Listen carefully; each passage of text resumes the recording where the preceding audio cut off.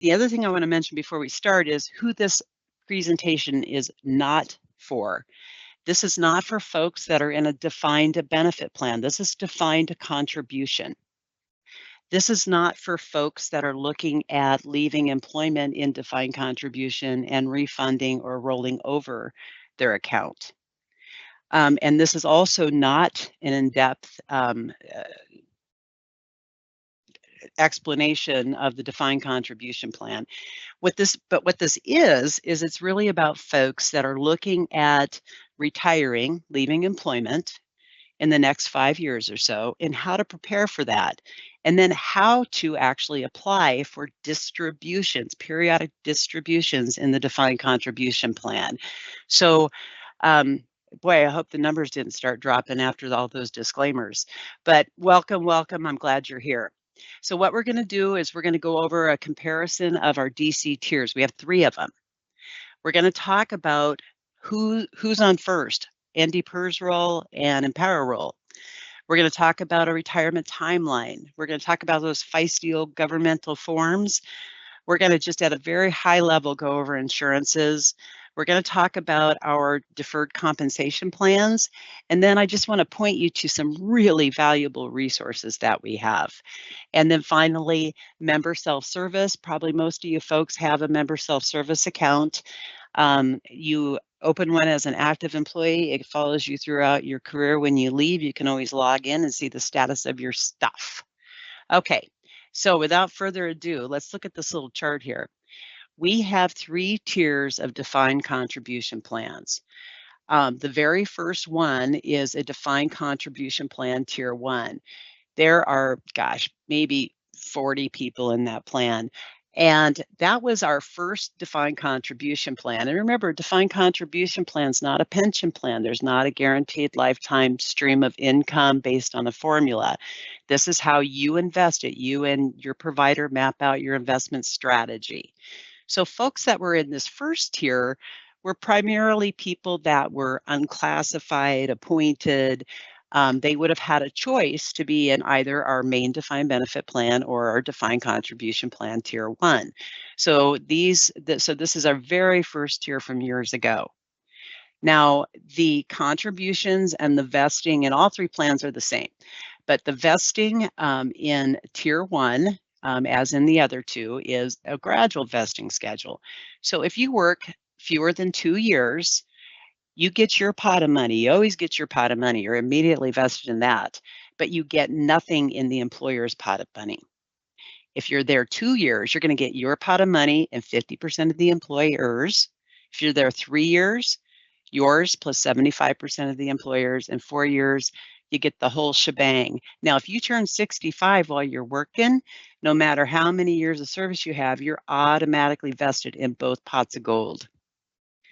Now, contribution rates for both plans, and I should say both tier 1 and tier 2, is 7% employee, 712 employer. In the first one, it's 1.14 for what's called a health credit, so it adds up to 1526.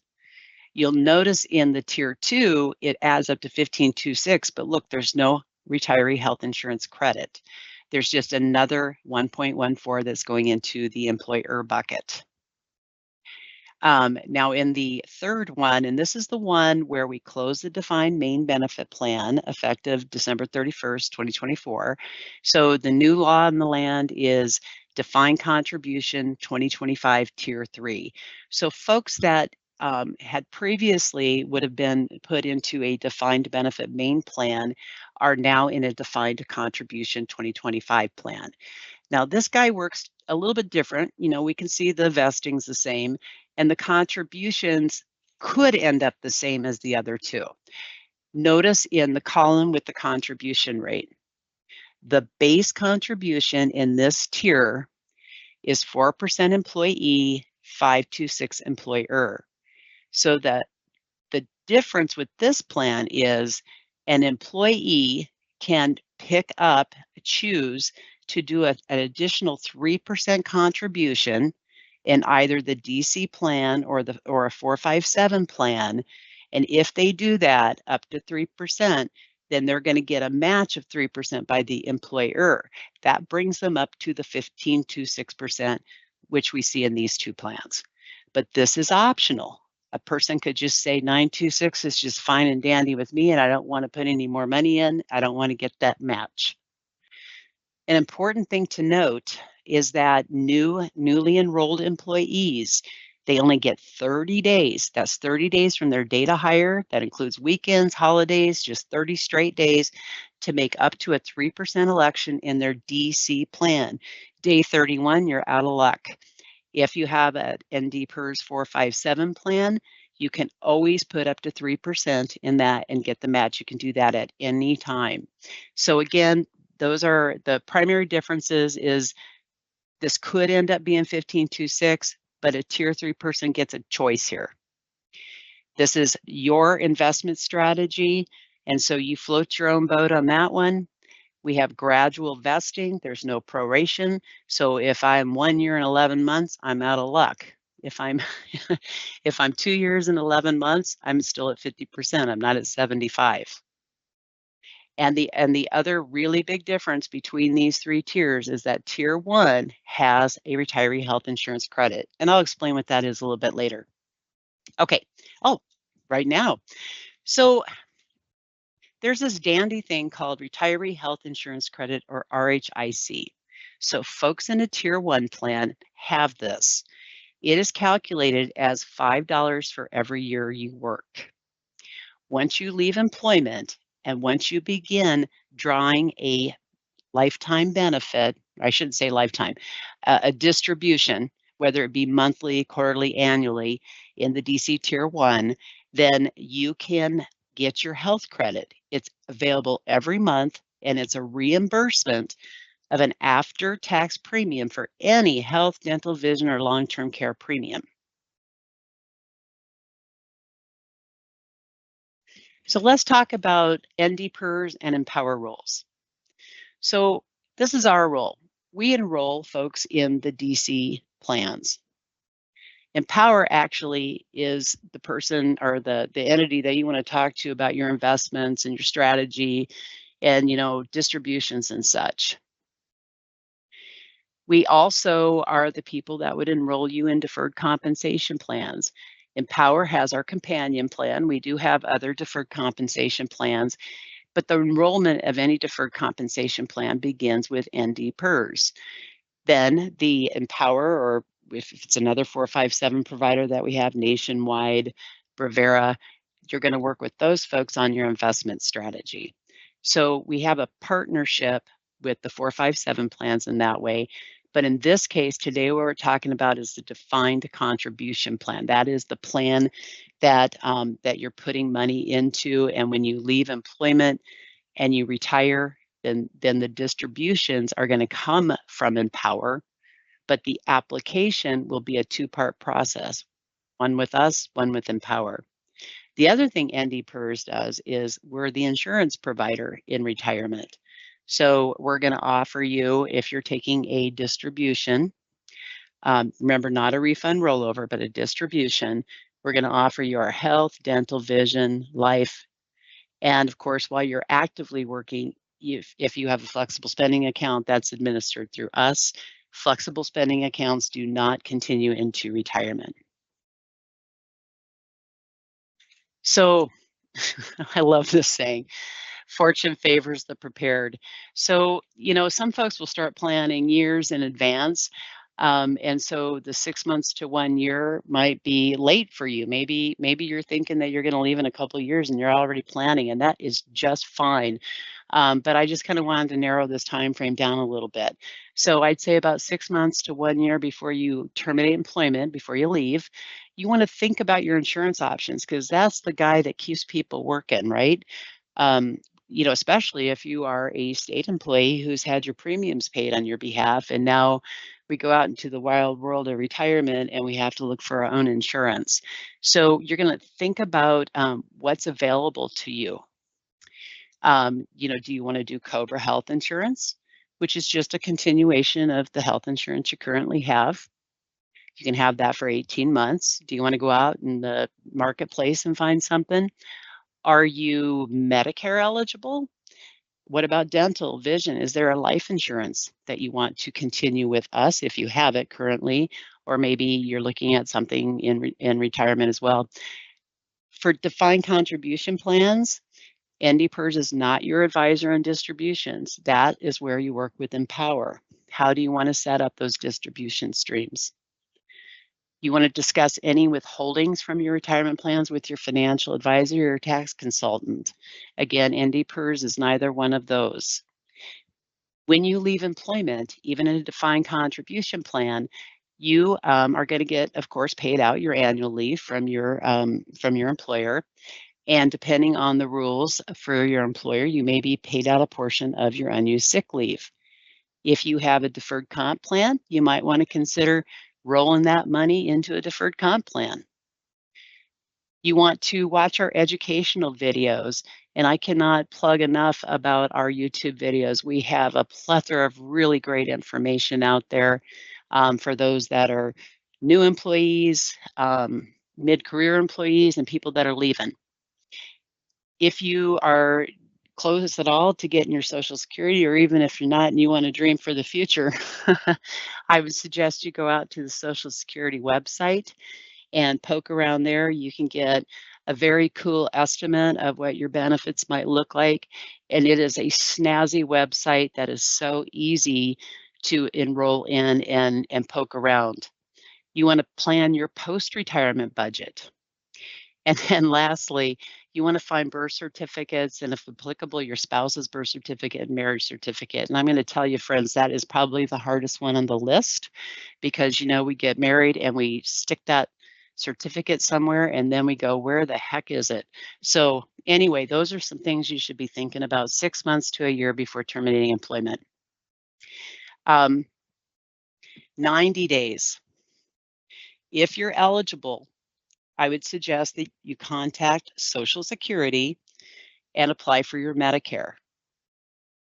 You may want to meet with your retirement counselor. As a matter of fact, we suggest you do, and you can do it virtually through Teams. You can do a phone call. You can meet in person.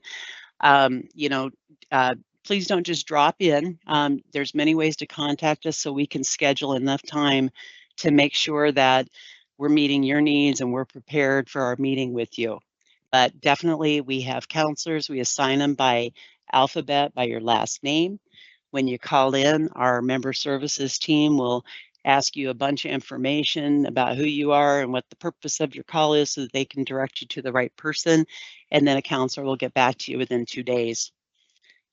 If you're ready, you can complete your NDPERS retirement forms. You may want to meet with an Empower representative. You can call their customer care line or they have one-on-ones. And the other thing, remember, we partner with Empower with the DC plan. So you're going to complete our forms and then you're going to complete an Empower form to start the distributions as well. So no later than the month in which you terminate employment. I mean, we can take them 90 days ahead of time, but no later than the month in which you leave employment, you want to make sure all your forms are submitted. If you're late, it doesn't mean you don't get to retire. It just means that it's going to delay your retirement and your insurance enrollment.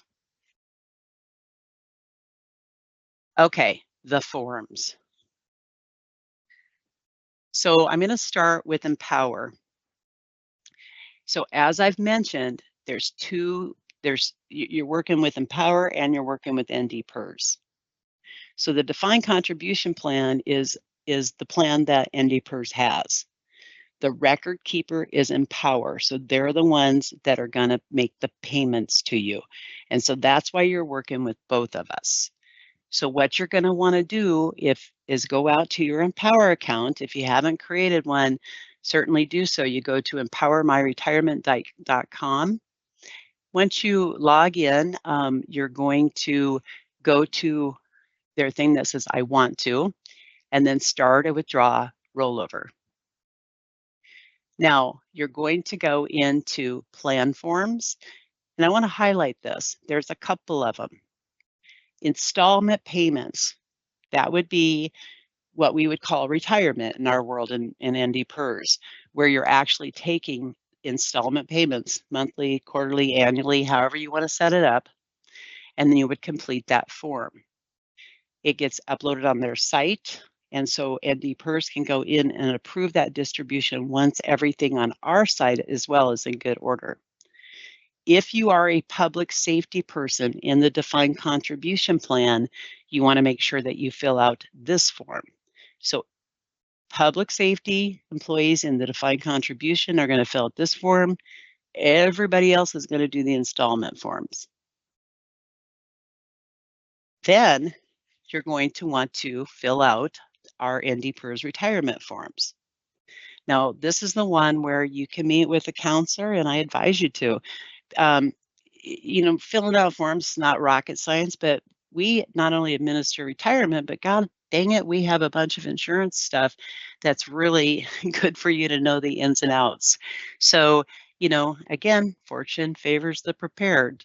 So if you meet with a retirement counselor, you don't necessarily have to bring your forms with you. Your retirement counselor is going to walk through you with them, and they'll have them ready for you. You guys will do it together. But if you're a do it on your own kind of person, you can go and get your forms. You're going to go to our website, ndpers.gov, and this will be our landing page. If you click on this tile, view popular guides and forms, download forms, you're going to end up on this page. And you're going to scroll all the way down. And then you're going to click on Defined Contribution Retirement Forms Packet. Those are the actual forms. The guide goes over everything that's available to you and how to do things. Okay, so once you pull up the forms, you're going to notice that the cover page looks like this. If you want to fill in all your demographics here, it'll autofill most of the forms. And so that's a snazzy idea, and I truly recommend you do that. There are required forms. This guy here, this application for periodic payments in the DC plan, this is the one that gets the party started here on NDPERS side. And we're going to take a closer look at this.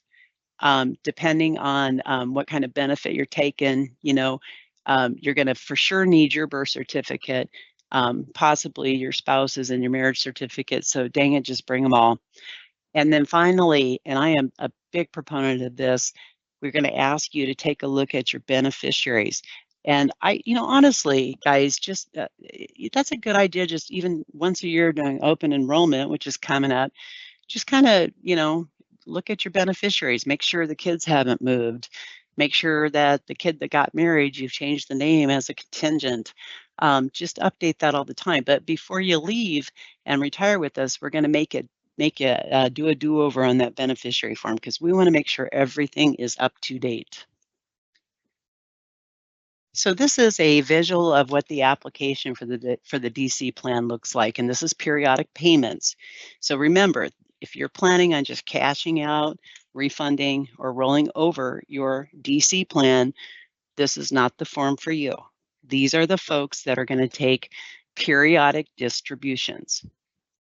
So you're going to, and this should autofill, remember, and then what you're going to do is you're going to put your NDPERS retirement date.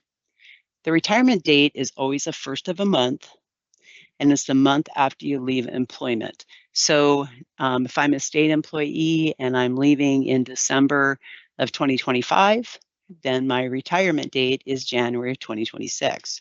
Now, what does that mean as far as getting forms to PERS? Remember, we say be prepared. You can do it 90 days ahead of time. But if you don't, make sure that you at least get it to us in December, right? Otherwise, it's going to delay payments. And then, of course, you're going to want to fill out the distribution form with Empower that we just looked at. Now, this is only going to apply this health credit if you're in a tier 1. So if you're in a tier 2 or 3, you can just bypass this. And then finally, you're going to sign and date it. Note there's no electronic signatures accepted. So we need a wet signature. You're going to end up having to print all these guys out, even if you type in this stuff, because we need your original signature. Here's the designation form. And I want to be clear about this. I mean, if you're going to be working for the next few years and you just want to take a gander and look at your beneficiaries, and you can do that, by the way, on member self-service. Um, but you're going to have to do this when you're retiring and taking distributions. But throughout your service years, just make sure this is up to date. This is really important. But this will pretty much autofill. You're going to have to mark whether your marital status. You're going to have to put your spouse's name in and the gender if you're married. And then if you're in the defined contribution plan, you're going to check this guy. And then you're going to fill out your beneficiaries. Important to note that we need these to add up to 100%. So like 33.3, 33.3, and 33.3 does not add up to 100%. Normally what people do, and you don't have to do it, it depends on whether you like your spouse, but normally you're going to name your spouse as primary and probably kids as contingent. If by chance you and your spouse have agreed, maybe you've gotten married later in life, that the kids are going to be the primary and maybe the spouse is going to be the contingent, that's fine and dandy. It's your household, but your spouse by North Dakota law has to sign off on this. So, so there is a signature line for the spouse right down here, and they sign this only if they are not 100% primary beneficiary. Okay, so 2 really super important forms. Now, we do have some other forms, some of which are required depending on your eligibility. Now, I'm not going to show each form like I did the other ones, but I do want to briefly go over what some of your options are going to be for insurances at retirement. And this is why it's so important for you to visit with your counselor, because everybody's story is different.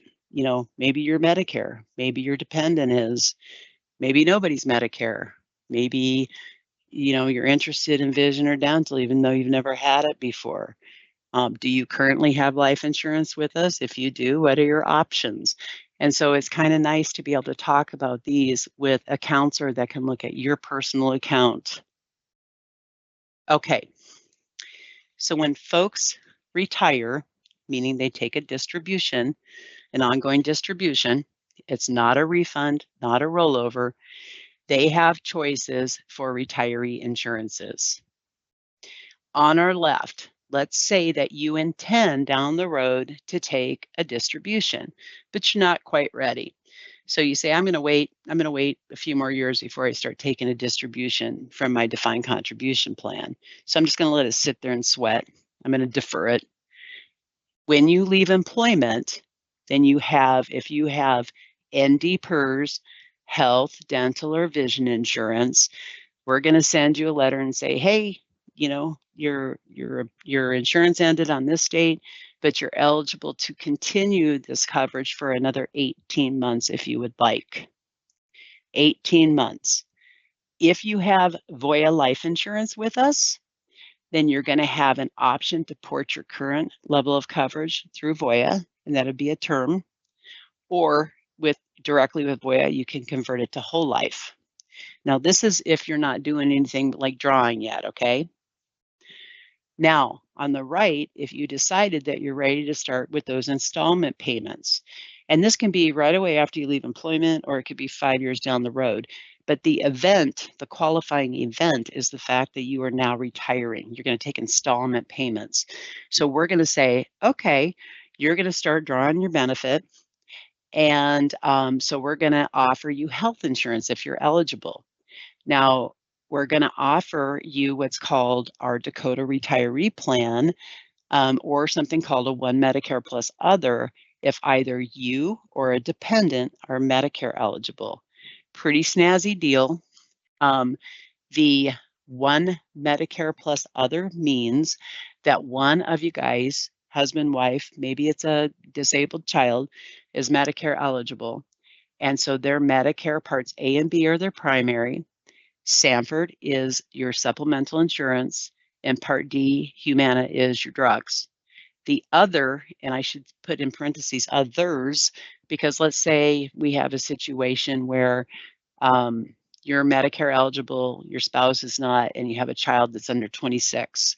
Those others are on the same insurance that PERS has for active employees today. So they're on that same Sanford plan. It's a very snazzy deal. And this would allow, so let's say that I'm retiring, taking installment payments. I'm 65 and my husband's 62. I could do the one Medicare plus others, and he can stay on more than 18 months because it's not COBRA per se. It is our others. Anybody, regardless of whether you've had NDPERS dental or vision insurance, so this is anybody, whether you didn't take it as a state employee, where if you never had an opportunity as a political sub because we didn't offer it to you, but now you're going to start taking these installment payments. We're going to offer you, do you want our dental? Do you want our vision? Now, if you leave employment and start your installment payments right away, and you have our life insurance, then there's a couple of differences here from the side on the left. What we're going to do is we're going to say, hey, do you want to continue your current level of coverage? Now, if you're under 65, you can do that. Let's say you have 200,000, you can continue that. Now, as soon as you turn age 65, though, it's going to reduce. You can also port your coverage. So let's say I have 200,000, I'm 65, I can go directly to Voya and I can continue that till I am age 70. But you can only do that with us till age 65. The prices are going to vary, of course. And then the other thing that you could choose to do is convert your coverage to whole life directly with Voya. Now, when people leave employment, Voya is going to send you a big old package, and they're going to talk about the porting and the conversion. Okay, so back to health insurance, because this is a big one. And by the way, last week we had a really good in-depth retiree insurance part of the prep. It is the one we did last week is not yet on our YouTube page, but our one from last year is, and it will. This one that we did last week will end up being published there eventually, but that's a nice deep dive. Remember, I'm doing a high level overview, but again, health insurance is the one that freaks people out in retirement, and I don't blame them. So remember, if I'm leaving employment and I'm going to start taking my distributions, if myself or a dependent is not Medicare eligible, I always have COBRA options for 18 months. But after COBRA, if neither myself or my dependent are not Medicare eligible, I'm going to have to go get my insurance elsewhere. If I time it just right, and after COBRA, either myself or my spouse or an eligible dependent are Medicare eligible, then I can join the Dakota Retiree Plan. Now, that is the one where if I'm Medicare eligible, my A and B are primary, Sanford secondary, and Humana is my drug plan. If I'm Medicare eligible, but my spouse is not, I can bring them along with me, and we can do the one Medicare plus others, meaning that my Medicare A and B is my primary, Sanford's my secondary, Humana's my drugs, and he is the other, and he is on the same Sanford plan that we have today as active employees. I like this little diagram because I'm kind of a picture kind of gal, but I always tell people, once you become Medicare eligible, my gosh, you just get more cards. You're like a 3-card carrying kind of person. You would think they'd make it easier as we age, but here's the scoop. When I become Medicare eligible, then I get a Medicare health insurance card, my red, white, and blue card. And it's going to say my hospital insurance Part A when it was effective and my medical Part B when it was effective. So my hospital insurance is free. I pay to Social Security a premium for my Part B coverage. This is my primary coverage. So I go to the doctor, I flip them my red, white, and blue card. Now, they're going to bill Medicare first, but that's not going to take care of everything. That's why I have, a supplement or a secondary payer, which in our Dakota Retiree Plan would be Sanford. So then they're going to bill Sanford whatever's left. and I'm going to say typically, I'm going to use that weasel word, but typically, if, you know, wherever I go, as long as they accept Social Security, or I'm sorry, Medicare, then, whatever this doesn't pay, this is going to pick up. Now, if I'm traveling out of country, this is probably not going to work, right? Because this is a USA kind of insurance.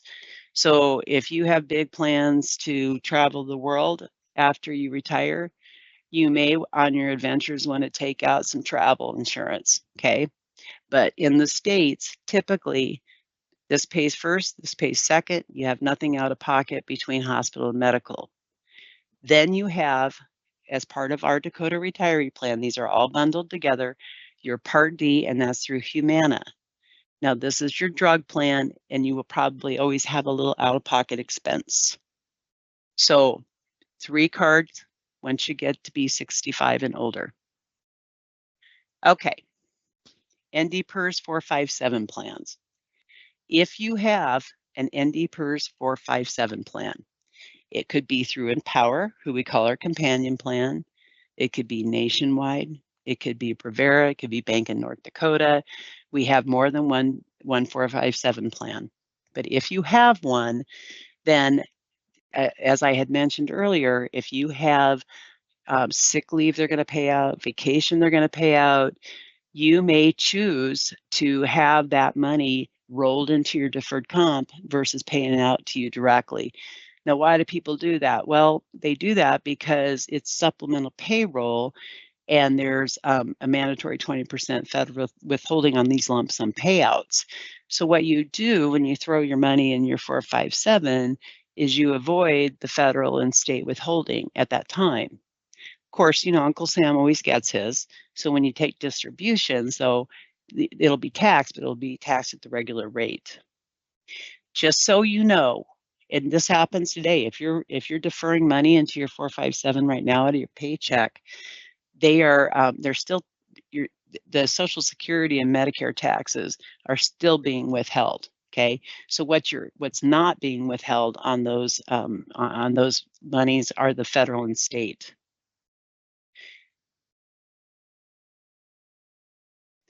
Once you are off covered payroll, and now I'm talking your 457 plan, I'm not talking defined contribution plan, but once you're off covered payroll, and if you have a 457 plan, well, you can just leave it there as long as you want. Eventually, when you age up, depending on the year you were born, there'll be some mandatory required minimum distributions that have to happen. But you can just let it sit there, and you can massage it and pat it and look at it. Or you can, after 31 days, take a lump sum distribution. That means it's paid directly to you, and then there will be that 20% tax. You can take periodic payments, and that is taxed as ordinary income.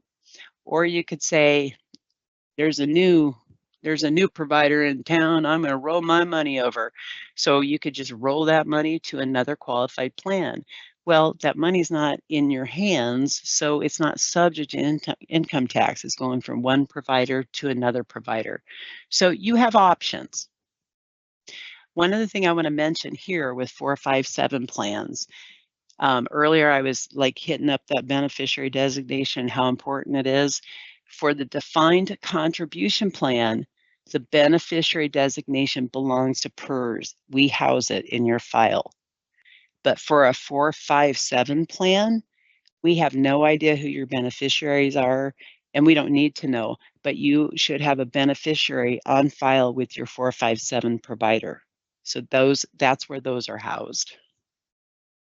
Okay, so let's review. No later than 1 month in which you terminate employment, we have to have the following on file. Now, I suggest that, you look at 90 days, 90, 60 days, just so that you're not in a panic. But at the very latest, the month in which you're leaving, you're going to need to go on to Empower and do your distribution form. You're going to either need to meet with somebody at PERS or do it yourself, but you're going to need to get these forms on file with PERS. And if you are eligible for these benefits, because remember, I said The distribution form, the beneficiary forms, those are, you gotta have them. Those are mandatory. The rest of these will be dependent on what you're eligible for and what you currently have. So if you currently have ND PERS health insurance, we're going to want to know yes or no whether you want COBRA health insurance. So these would be required. If you don't have our health insurance, you can't be on COBRA with us, so you don't need these. If you or an eligible dependent are Medicare eligible, then you're going to want to fill these out, even if it's a no. If you decide that it's a yes, you're going to fill out this form, and then correspondingly, you're going to fill out the drug plan form. If you have our life insurance, we want to know if you want to continue, yes or no. If you don't have our life insurance, you don't need to fill this out. If you have flexible medical or dependent care accounts, and those are administered by ASI Flex, you cannot continue to do that into retirement. However, let's say it's mid-year and you have said that you're doing, we're going to do easy math for Mercy, that you did 1,200, you're committed 1,200 to your medical flex, and I'm leaving mid-year and I've only put, $600 in. I have an option if I want to have the balance I've committed for the year taken out of my paycheck pre-tax, and then I can use those flexible spending dollars for the rest of the plan year. So that is a form that you could complete if you currently have a medical or dependent flex account with us. And then lastly, if you have a state of North Dakota deferred comp plan and you want to put any sick leave payout or vacation payout in there, then you're going to fill out this the 3803 for the 457 plan. If you have specific questions about your Empower account for defined contribution, how to invest it, ideas about what kind of distributions you might want to take, that's an Empower question. They administer the plan for us. This is their customer care information. You can also schedule a one-on-one financial consultation, and this is on our website under the defined contribution plan. You can just go onto your own account and poke around as you should. You could, and this again is geared towards those folks that are getting ready to retire. But if you just kind of wanted to understand how the plan works a little bit better, they do have new hire webinars, and we also have this information on YouTube provided by ND PERS. And they also have this really groovy thing called an Empower Learning Center. And so these are all the nifty little things that you get with your Empower account.